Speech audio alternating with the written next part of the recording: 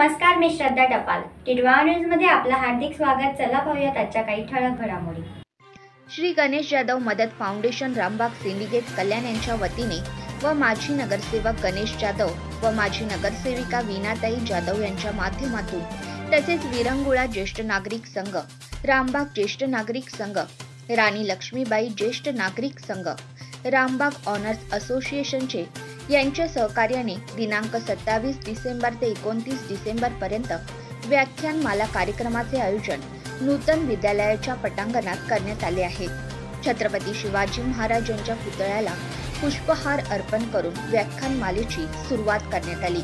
कार्यक्रमाचे आयोजक माजी नगरसेवक गणेश जाधव व माजी नगरसेविका वीणाताई जाधव यांच्या हस्ते उपस्थित पाहुणे यांचा सन्मान करण्यात आला.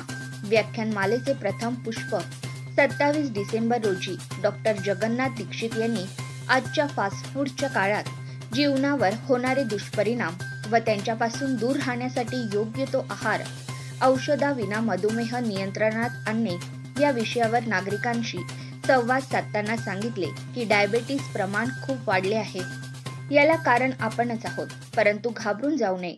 औषध न घेता फरक पडतो, परंतु आपण पथ्य पाळले पाहिजेत. आपली जीवनशैली बदलायची असेल तर आपण खाण्यावर नियंत्रण ठेवले पाहिजे. दररोज व्यायाम करणे गरजेचे आहे. दररोज 5 किलोमीटर चालले पाहिजे. तसेच थंड पेय व गोड वस्तूपासून दूर राहिले पाहिजे.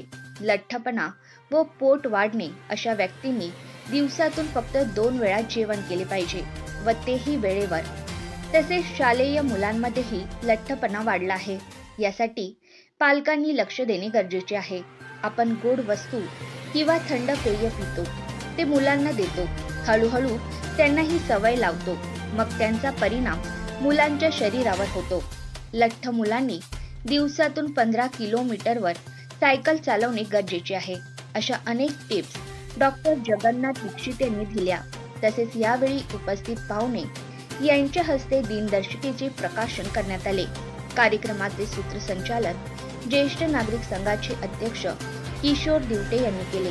कार्यक्रमाला परिसरातील असंख्य नागरिक मोठ्या संख्येने उपस्थित होते. आणि फॅट किती साठवता येतं म्हणून फॅटचा नंतर हात लागतो. म्हणून जेव्हा शरीराला 2 पर्याय आहेत की ग्लुकोज पण आहे आणि फॅटी ॲसिड पण आहे, तेव्हा शरीर ऊर्जेसाठी ग्लुकोज वापरतं आणि ग्लुकोज संपलं की मग फॅटला हात लागतो. आता तुम्हाला वाटेल की तुम्ही अन्न खाल्लं, आता रक्तात तुमचा ग्लुकोज आलेला आहे आणि रक्त सगळ्या शरीरात संचार करणार, प्रत्येक पेशीपाशी जाणार. मग काय व्हायला पाहिजे? रक्तातलं ग्लुकोज पेशीत गेलं पाहिजे, पेशीने वापरलं पाहिजे. पण एवढं सोपं नाही. याच्यामध्ये एक अडचण आहे. ती अडचण अशी की प्रत्येक पेशीवर एक कुलूप लावलेला आहे, ज्याला आम्ही तांत्रिक भाषेमध्ये इन्शुलिन रिसेप्टर असं म्हणतो. याचा अर्थ काय की किती ग्लुकोज असली रक्तात तरी जोपर्यंत हे कुलूप उघडलं जात नाही पेशीवरचं, तोपर्यंत ग्लुकोज पेशीत जाऊ शकत नाही. मग इन्शुलिनचं पहिलं काम काय? इन्शुलिन ही ती किल्ली आहे जी त्या रिसेप्टरच्या कुलपाला उघडणार आणि ग्लुकोजला पेशीत पोचवणार. मग आता इन्शुलिनच्या किल्ल्यात ते काम करेल, रिसेप्टरचे लॉक उघडतील, ग्लुकोजला पेशीत पोचवेल, मग पेशी ते ग्लुकोज वापरतील. आता पेशींचं काम झालं की ग्लुकोज त्यांनी वापरलं, पण तुमच्या रक्तामध्ये आणखीन ग्लुकोज आहे. कशामुळे? कारण दिवसभर आपण काय खातो? पोळी, भाजी, भात, इडली, वडा, डोसा, फळं, गोड. आपल्या जेवणामध्ये कार्बोहायड्रेटचं प्रमाण 80-90% असतं. प्रोटीन कमी, फॅट कमी. त्यामुळे अन्नपचन झाल्यानंतर रक्तामध्ये जणू ग्लुकोजचा महापूर आलेला असतो. आता पेशींची गरज भागली, पण अजून ग्लुकोज शिल्लक आहे. मग काय करायचं?